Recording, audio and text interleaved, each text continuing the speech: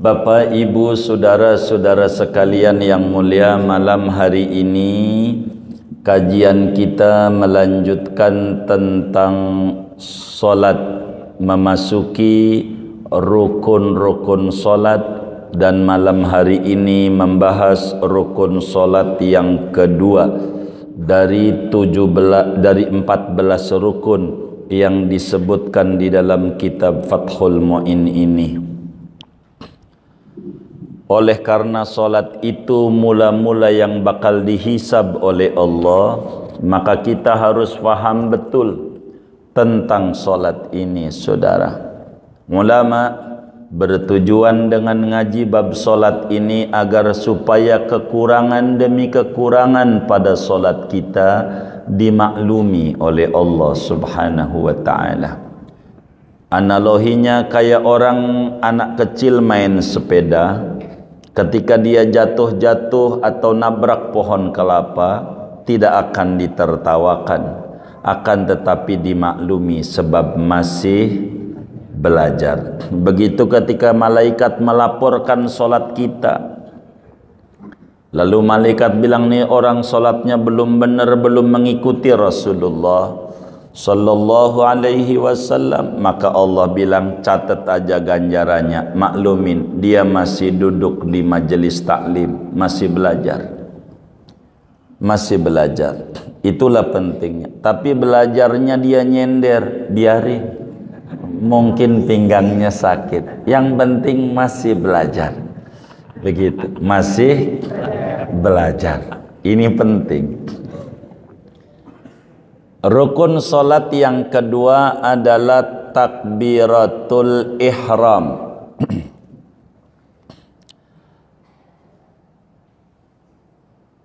Takbir ditambahin catatan ihram. Apa itu ihram? Mengharamkan.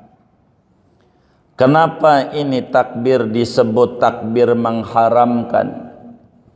Jadi saudara, sebab kita orang sebelum sholat ngangkat handphone boleh nggak? Boleh. Ngobrol? Boleh sebelum takbir. Begitu. Makan boleh. Garuk-garuk begini gatal boleh. Tapi kalau sudah takbir yang tadinya boleh menjadi haram, maka disebutlah takbir taharrum, atau bahasa redaksi lain takbiratul ihram. Sama aja, uang sama duit ini, beda kata. Apa itu takbiratul ihram? Takbir yang membuat haram yang tadinya boleh. Makanya di sini summiya bidzalik, dinamakan takbir dengan sebutan takbiratul ihram, sebablah orang yang sholat menjadi haram dengan sebab takbir. Apa-apa yang tadinya boleh sebelum takbir, seperti makan, minum, ngobrol, garuk dan seterusnya, menjadi haram. Menjadi haram. Ini disebut takbiratul ihram. Selain takbiratul ihram, maka sebutan takbirnya namanya takbir intiqal. Selain takbiratul ihram, Allahu Akbar dalam solat disebut takbir intiqal. Takbir pindah-pindah gerakan daripada gerakan-gerakan solat. Intiqal itu nanti dijelaskan, tidak wajib. Pertanyaannya, dari mana dalilnya bahwa takbiratul ihram ini wajib hukumnya di dalam solat? Banyak hadis yang menjelaskan tentang takbir ini adalah rukun solat.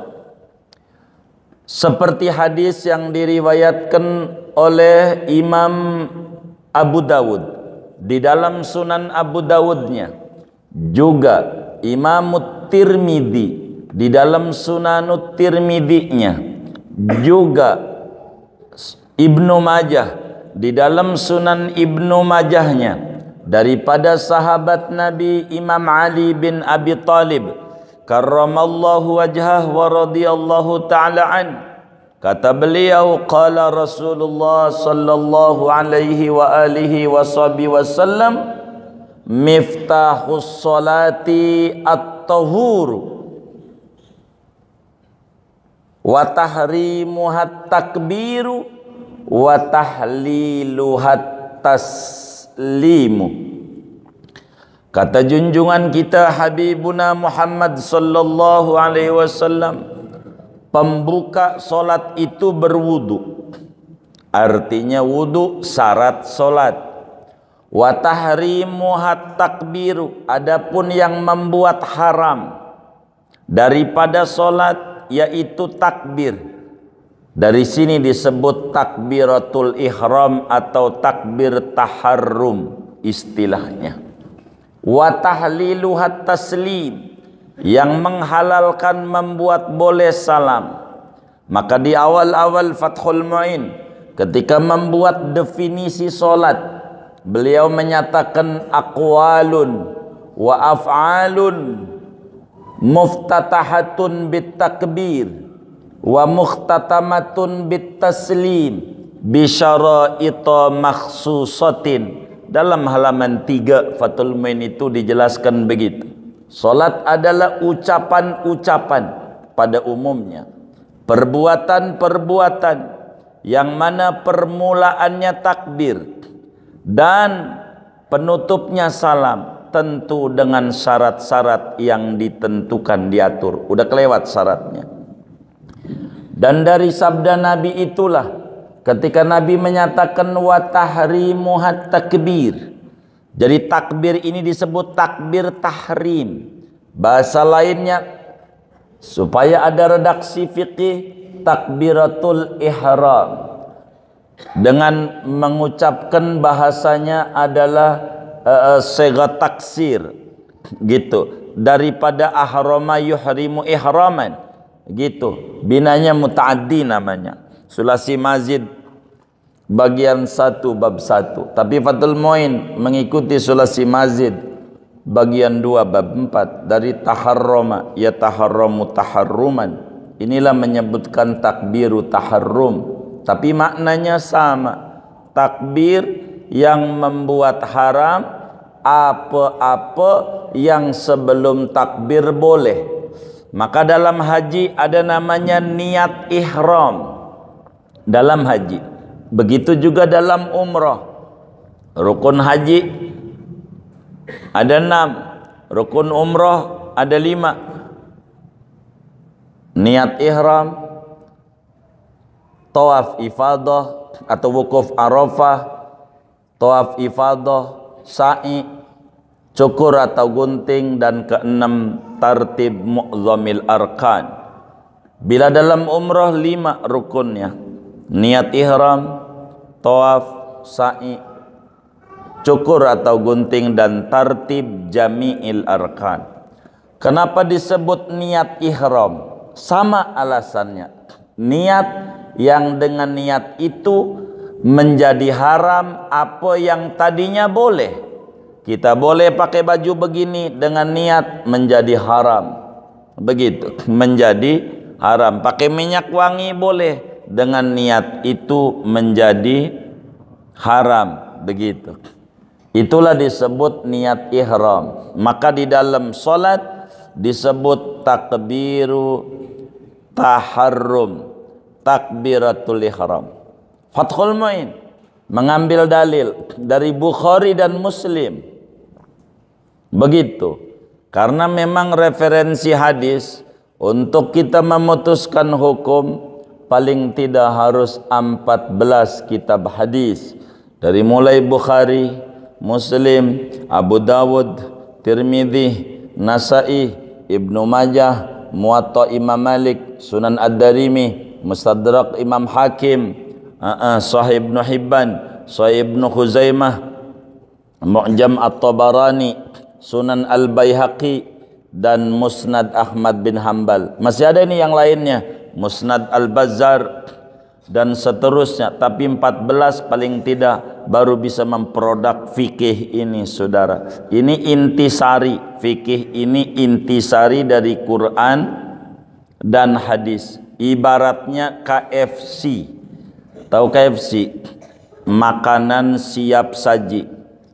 Gitu. Kalau saudara mau dibedah KFC, maka ditanya, ini berasnya dari mana? Pandan Wangi apa dari Cianjur? Nanamnya berapa bulan? Airnya bagaimana? Itulah hadis. Dan kita bukan waktunya ke sana-sana. Orang lapar itu pengen, udah kita nggak ngomongin hadis. Udah langsung aja. Itulah fikih. Bukan berarti nggak ada Quran, nggak ada hadisnya. Uang udah intisari. Udah intisari. Itu begitu. Semuanya bakal merujuk kepada aturan yang ada. Kata Fathul Muin, dalilnya dari mana? Bahwa takbiratul ihram itu wajib dalam solat, yang mana solat tidak bakalan sah bila tidak mengucapkan takbir. Kata Fathul Muin, karena ada hadis yang sahih muttafaq alaih. Artinya rawahul Bukhari wa Muslimun. Imam Bukhari meriwayatkan, Imam Muslim meriwayatkan. Itu begitu. Dari siapa ini? Dari sahabat Nabi namanya Abu Hurairah radhiyallahu taala an. Juga daripada sahabat Nabi Sayyidina Rifa'ah bin Rafi' radhiyallahu taala an. Berbicara Nabi ini tentang orang yang solatnya belum benar. Apa kata Nabi ngajarinnya? Idza qumta ila sholati fakabbir. Kata Nabi, idza qumta ila sholati fakabbir. Summa qra ma tayassara ma'aka minal Qur'an. Sumarka hatta tatma'inna raqi'an al-hadis bitulih. Kata Nabi, bila ente solat berdiri, tuh Nabinya ngomongnya berdiri. Nanti kita ngomong bahwa berdiri itu rukun solat. Bila ente berdiri solat, maka ente ucapkan Allahu Akbar. Kemudian ente baca daripada Al-Quran, yakni nanti suratul Fatihah. Udah rapi Fatihah, ente ruku. Ini nerangin rukun-rukun nih. Ente ruku. Rukunya kudu benar sampai benar-benar ada tumakninah dalam ruku. Dan terus tuh Nabi suruh yang tidal dan seterusnya. Inilah diantara kenapa di dalam madhab Syafi'i itu takbiratul ihram rukun solat. Sebab tidak dinukilkan dari Nabi kalau solat enggak baca takbir. Semua penukilan para sahabat itu dari 124.000 orang sahabat, semuanya bilang Nabi itu kalau solat takbir. Ini menunjukkan takbir ini wajib. Wajib. Dari mana wajibnya itu? Nabi bilang fakabbir. Fakabbir itu namanya saudara sighatul amri. Di dalam kitab usul fiqih yang kecil namanya al-waraqat.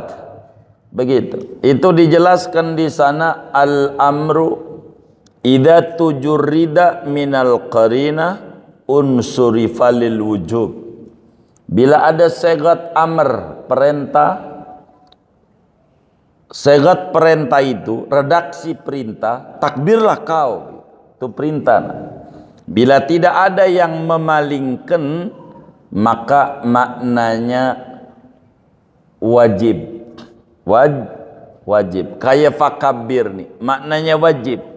Tapi bila ada yang memalingkan, itu perintah, bisa jadi maknanya boleh, tidak wajib.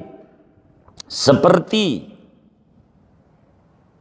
dalam surat Al-Jumu'ah, Allah Subhanahu wa taala berfirman, "Fa idza qudiyatis sholatu fantashiru fil ardi wabtaghu min fadlillah." Apabila telah selesai solat Jum'ah, Fantashiru, ayo ente pada kabur semuanya ke kantor, ke toko, ke warung, wabtaghu min fadlillah, cari rezeki. Itu perintah Allah tuh. Fantashiru fil ardi, ayo pada pergi. Ini perintah. Apakah pergi habis sholat itu wajib? Oh tidak, sebab ini perintah sesudah ada larangan. Ayat sebelumnya Allah nyatakan, ya ayyuhalladzina amanu idza nudiya lis-salati min yaumil jumu'ah fas'au ila dzikrillah wa dzarul bai'. Wahai orang beriman, bila adzan kedua Jumat sudah dikumandangkan, maka Anda kudu bergegas menuju salat Jumat, wa dzarul bai', tinggalkan jual beli dan aktivitas lain. Maknanya haram jual beli kalau sudah adzan kedua, haram kemana-mana bagi yang wajib sholat Jumat. Habis dilarang tuh jual beli. Kan ditunggu ini ama kita. Haram nyampe kapan? Apa terus ini haram jual beli? Allah jelasin. Fa idza qudiyatis sholatu, bila sholat udah rapi mah fantasiru, boleh. Bukan wajib. Boleh balik ke kantor, boleh balik ke toko. Boleh juga duduk aja di masjid wirid sampai asar, silahkan. Kalau tokonya punya sendiri. Kalau karyawan pecat gitu kalau kagak balik. Ini bab lain. Begitu Islam. Banyak. Kuntu nahaitukum an ziyaratil qubur fazuruha. Dulu kata Nabi, saya melarang Anda ziarah kubur, haram. Tapi Nabi suruh fazuruha, silakan. Dulu masih awal-awal Islam, orang salah nanti. Kalau sekarang udah paham tentang kudrat, iradat, orang nggak ada yang minta ke kuburan, nggak ada yang mengata kuburan itu adalah Tuhan, kagak ada. Kagak ada yang mengata kuburan itu Tuhan, kagak ada. Bahkan ada waqiah besar dinukilkan oleh banyak ulama tentang peristiwa Ibnu Taimiyah yang sezaman dengan Ibnu Athaillah As-Sakandari, pengarang kitab Hikam. Ibnu Taimiyah haram ziarah kubur, haram ziarah wali-wali, nggak boleh, dengan alasan la tusaddur rihal illa ila salasati masajid. Itu begitu panjang tuh alasannya. Pokoknya haram. Ibnu Taimiyah kedengeran oleh Ibnu Athaillah Sakandari saat itu. Temuin ulama tuh, kalau ada orang berkomentar keliru datengin. Ditanya, wahai Ibnu Taimiyah, apakah benar engkau bilang ziarah kubur itu haram ke wali-wali? Kata Ibnu Taimiyah, betul, haram. Kenapa Anda bilang haram? Kenapa? Apa dalilnya? Karena Islam gak boleh tanpa dalil. Kalau ngomong kudu ada dalil, kudu ada bukti. Itulah hebatnya Islam. Kata Ibnu Taimiyah, saya khawatir orang jadi musyrik. Khawatir orang jadi musyrik, menuhankan kuburan. Oh begitu. Ditanya lagi oleh Ibnu Athaillah Sakandari rahimahullah. Jadi alasan haramnya karena kekhawatiran. Jawaban beliau, iya, daripada muslim itu jadi syirik, saya larang. Namanya saddan lidzara'i' di dalam kaidah memproduk hukum tuh, gitu, menutup. Jadi tindakan preventif lah, kira-kira begitu. Daripada bakal jadi syirik, ya haram aja. Kata Ibnu Athaillah Sakandari, boleh saya fatwakan pendapatmu ini kepada semua orang? Kata beliau, boleh. Bukan ini yang saya mau fatwakan.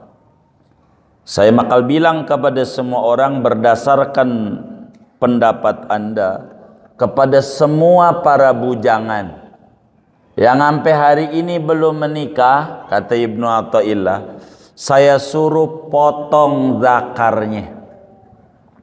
Begitu, potong zakarnya. Loh, kenapa? Khawatir zina.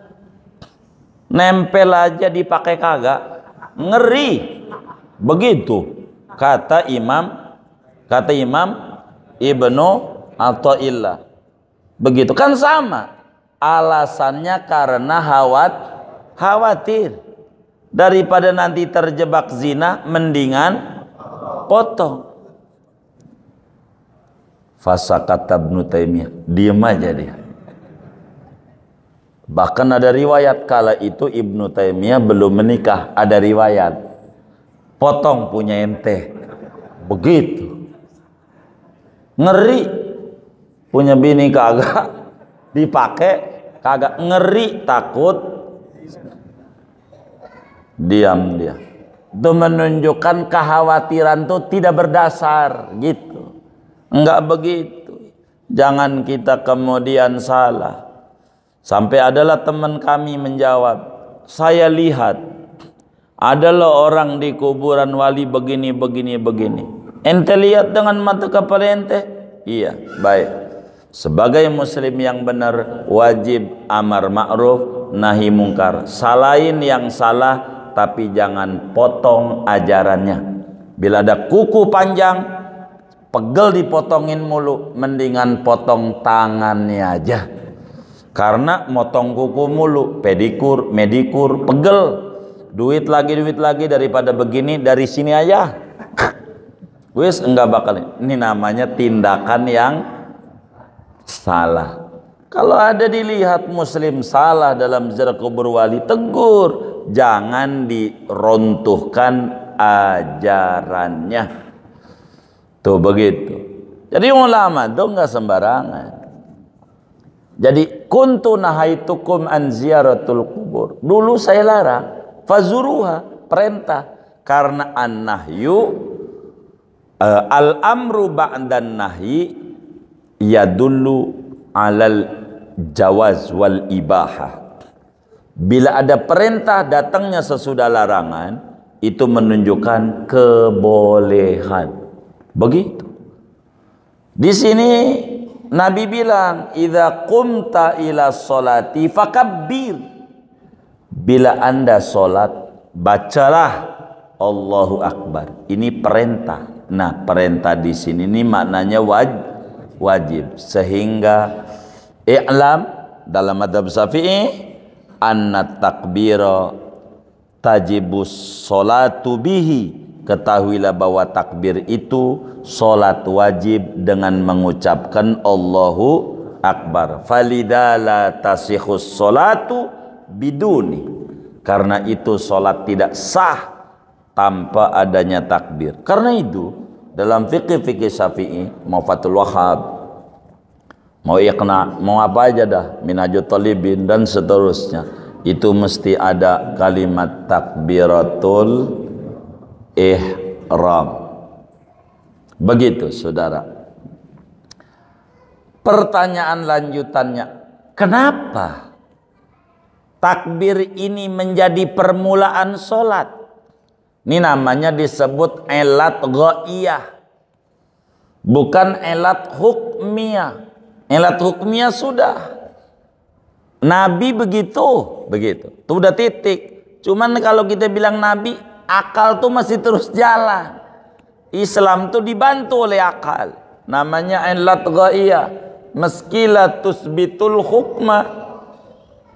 Begitu. Elat ghaiyah. Kenapa salat itu diawali dengan takbir? Kan udah dijelasin nama Nabi dalam hadis Abu Dawud, Tirmidzi, Ibnu Majah, wa tahrimuhat takbir, yang mengharamkan daripada salat, membuat haram yang tadinya boleh adalah takbir. Sehingga takbir itu adalah wajib dalam salat. Kenapa takbir ini menjadi permulaan dalam kita salat? Begitu. Kenapa takbir Allahu Akbar? Padahal bacaan zikir banyak. Ada subhanallah, ada alhamdulillah, ada la ilaha illallah, ada Allahu akbar, ada la haula wala quwata illa billahil alil azim. Banyak. Kenapa takbir? Waju'ila fatihatas sholati. Takbir dijadikan permulaan solat. Liyastakhdiral musalli ma'nahu dalla ala azamati man tahayya'a li khidmatihi hatta tatimma lahul haibatu wal khusyu'. Alasannya, kenapa takbir menjadi pembuka solat? Agar supaya kita yang solat menghadirkan konsentrasi dalam hati kandungan makna Allahu Akbar, Allah Maha Besar, supaya ada di hati kita, sehingga kita ada pengagungan kepada Allah yang sekarang kita mau berkhidmat ibadah kepada Allah, supaya kita sadar yang besar hanya Allah, selain Allah kecil, jabatan kecil, duit kecil, kantor kecil, apa aja kecil, yang besar cuman Allah. Jangan dibesar-besarkan, kecil. Begitu supaya muncul. Sebab ini diantara ruh solat. Kalau kata Ibnu Athaillah Sakandari dalam hikamnya, al-a'malu suwarun qa'imatun wa arwahuha wujudu sirril ikhlasi fiha. Amal itu, amalan itu adalah bungkus saja, bungkus. Tapi ada ruhnya. Ruhnya. Nah, ini kita mau menuju ke sana. Supaya kita ngomong, ruhnya ada sirrul ikhlas. Untuk menuju sirrul ikhlas harus dihadirkan di hati kemahabesaran Allah Subhanahu wa ta'ala. Yang besar cuman Allah, yang lain kecil.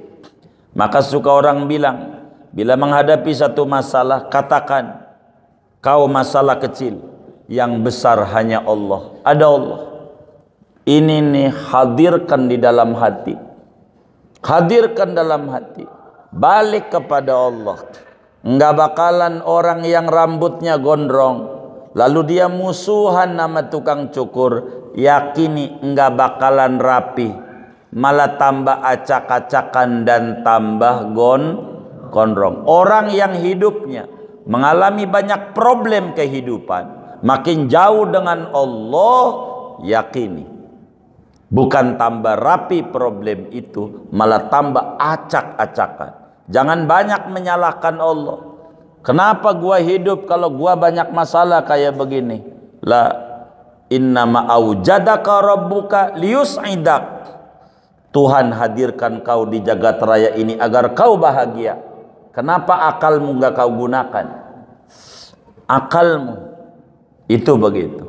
Jadi kita kenapa diawali dengan Allahu Akbar? Supaya muncul di hati satu perasaan besar bahwa yang besar hanya Allah Subhanahu wa ta'ala, yang lain kecil. Jangan sampai kita sholat Allahu Akbar, Allahu Akbar, kata orang Jawa artinya ngabar-ngabar kemana-mana, ingat jemuran, ingat ini, ingat ono, ingat itu. Coba kita bagaimana saudara, sedang ngobrol nah, begitu ama mertua kita yang kita hormati, tapi yang kita ajak ngobrol ono mulu teman kita, apa enggak marah itu mertua? Ini bukan mertua lagi yang nyipta kita. Maka biar kita benar-benar hati ini dengan Allahu Akbar diekspresikan dalam doa iftitah nantinya. Inni wajjahtu wajhiya lilladzi fataras samawati wal ard. Nanti ke depan kita bakal bedah itu. Jadi kenapa takbir dijadikan permulaan solat? Supaya kita sadar yang besar Allah, yang lain kecil. Selain Allah kecil, selain Allah hina, selain Allah butuh sama Allah. Kita termasuk butuh sama Allah. Nabi kalau ada persoalan berat dalam kehidupannya, panggil keluarganya, anak-anaknya, ayo solat, solat, kita solat. Ngadep. Kana Rasulullah SAW idha hazabahu amrun amaru ahlahu bis solat. Rasulullah bila ada sesuatu yang memusingkan, maka ngajak keluarganya, kita solat, solat, balik sama Allah, biar beres urusan. Wa'mur ahlaka bis solati wastabir 'alaiha la nas'aluka rizqa nahnu narzuquk wal 'aqibatu littaqwa. Begitu. Supaya muncul kekhusyuan dalam solat, supaya muncul kenikmatan dalam ibadah. Makanya Nabi waju'ilat qurratu aini fis shalah, dijadikan solat itu penyejuk mata. Jadi disebut jannatul ma'rifah. Jadi jannatud dunya, surganya dunia buat Nabi solat. Kalau udah solat udah enak banget. Laksana ada cewek nelpon kita ngajak ngapel, girang apa marah? Girang apa marah? Girang. Itulah Nabi. Enggak kayak kita. Dengar adzan maghrib nih Ramadan, alhamdulillah, girang. Tapi pas dengar adzan Isya, Allahu Akbar, astagfirullah. Udah Isya aja, mana belum ngerokok, belum ngopi. Coba istighfar. Ada nggak yang model begitu? Yang mana orangnya? Nah ini, nggak bener ini. Begitu, udah istighfar aja dia. Jadi supaya keluar sir yang menunjukkan di dalam hati keagungan Allah, yang mana kita solat ini berkhidmat kepada Allah subhanahu wa ta'ala, supaya muncul kenikmatan-kenikmatan dalam ibadah. Supaya kita jangan sampai solat terjebak pada formalitas muslim sebagai identiti aja, hanya ruku sujud tanpa ada makna. Coba kalau mau jujur, kita solat 1% bisa mengakses cahaya dalam solat, 1% saja. Ya Allah, kudunya kita ini beliput cahaya, kudunya hidup kita bahagia. Sebab kalau kita mau tanya saudara, kita solat baru apa dari dulu? Hah? Baru apa dari dulu? Dari dulu. Kudunya udah paling benernya. Tapi bermasalah ini. Ada masalah pada solat kita. Jangan nyalain Allah. Gua udah solat ya Rob, gua udah tahajud, duha udah. Ngapa warung gua nggak maju-maju? Mau maju kemana lagi? Udah pinggir jalan. Pengen ditabrak. Begitu. Jangan gugat Allah. Solat kita udah bener belum? Karena bukan solat menurut kita, harus menurut yang nyuruh. Inilah pentingnya mengaji ilmu fiqih, supaya kita faham benar-benar urusan ibadah. Urusan ibadah. Oleh karena alasan daripada takbir ini supaya muncul rasa besar Allah di dalam kita punya qalbu, dan qalbu tempat dipandang oleh Allah. Innallaha la yanzuru ila suwarikum wala ila ajsamikum walakin yanzuru ila qulubikum. Allah tak pandang mukamu, rupamu, yang dipandang qalbumu. Bagaimana waktu mulut Allahu Akbar, apa yang muncul di hati? Apa yang muncul di hati? Kadang solat enggak begitu. Begitu tuh. Apalagi tarawih. Tarawih itu imamnya waladhdallin masih duduk aja kipas-kipas. Summa latus alunna yaumaidin, baru soli. Allahu Akbar. Ada nggak yang kayak begitu tuh? Yang mana orangnya nih? Gitu. Apalagi kalau udah witir 3 bacaannya, kulhu falak annas, bangun baru kulhu, masih 2 lagi. Begitu witir terakhir. Begitu. Yang kayak begitu orangnya ngaji nih, ngaji. Saya curiga sama yang nyengir-nyengir ini. Begitu saudara. Enggak ikut dari awal, enggak ikut. Begitu. Dari alasan ini, sir solat inilah mengapa takbir diulang-ulang dalam bacaan solat. Allahu Akbar, Allahu Akbar, Allahu Akbar, Allahu Akbar. Kata Fathul Muin, wa min sama, dan daripada alasan tersebut zida fi tikrarihi, diulang-ulang Allahu Akbar, diulang-ulang baca Allahu Akbar, Allahu Akbar, Allahu Akbar, Allahu Akbar, diulang-ulang. Kenapa? Liyaduma istishabu dainika fi jami'i solatihi, agar supaya langgeng perasaan rasa haibah dan khusyuk dalam hati seorang muslim dalam sepanjang solatnya dia. Bukankah dalam Al-Quran Allah jelaskan, inna solata tanha anil fakhsyai wal munkar. Solat itu bisa mencegah dari yang keji dan mungkar. Solat apa? Solat yang benar dan sempurna. Maka bila kita kemudian solat masih bermasalah, ini solat kita masih belum benar.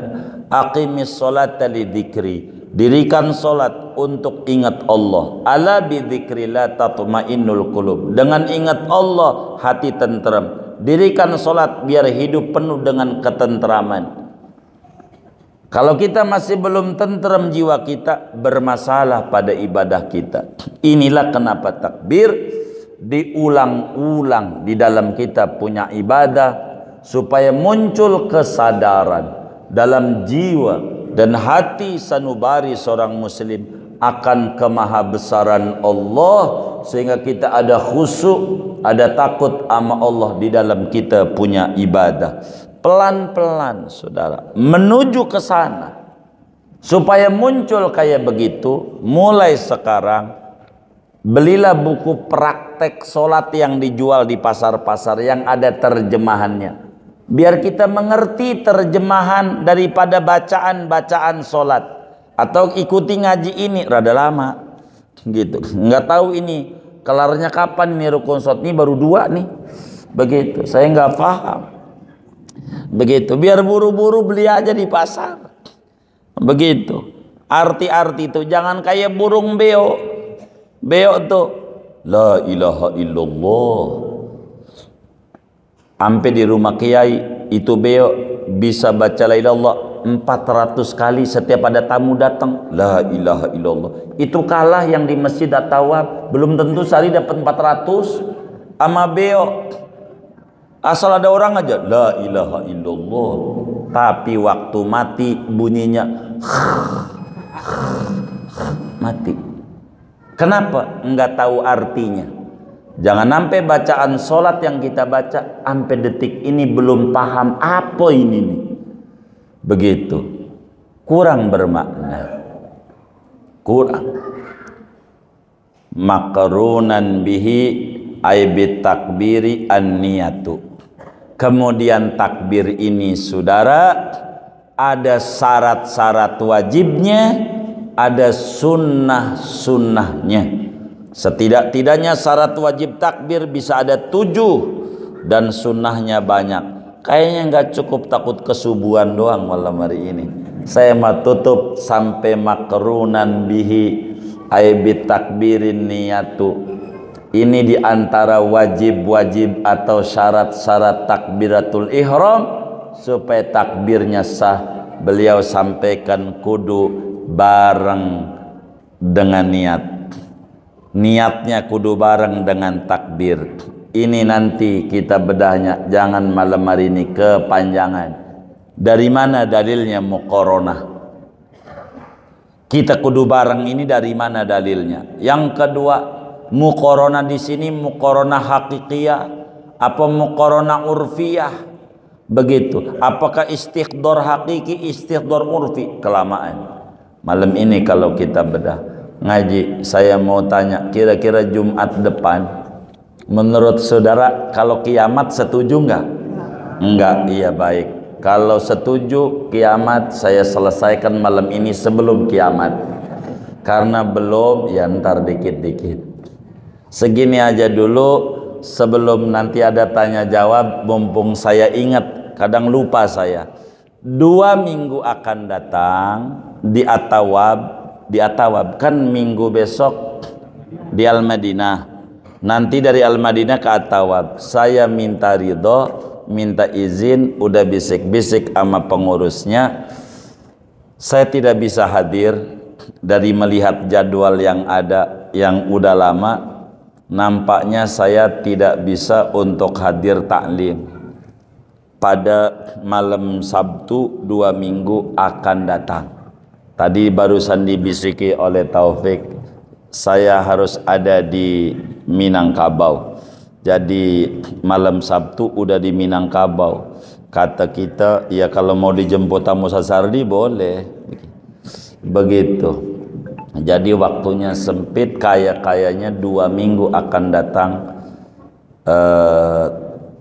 Tidak bisa untuk mengisi taklim di At-Tawab. Begitu. Tanggal berapa itu? Pokoknya 2 minggu akan datang aja malam Sabtu tuh. Itu begitu. Giliran At-Tawab, saya bilang mau diperain apa enggak, tadi bisik-bisik kata beliau liburin aja enggak apa-apa. Jadi saya sampein saya enggak datang. Adapun jamaah pengen datang, monggo juga begitu. Itu aja. Wallahu a'lam bishawab, silakan.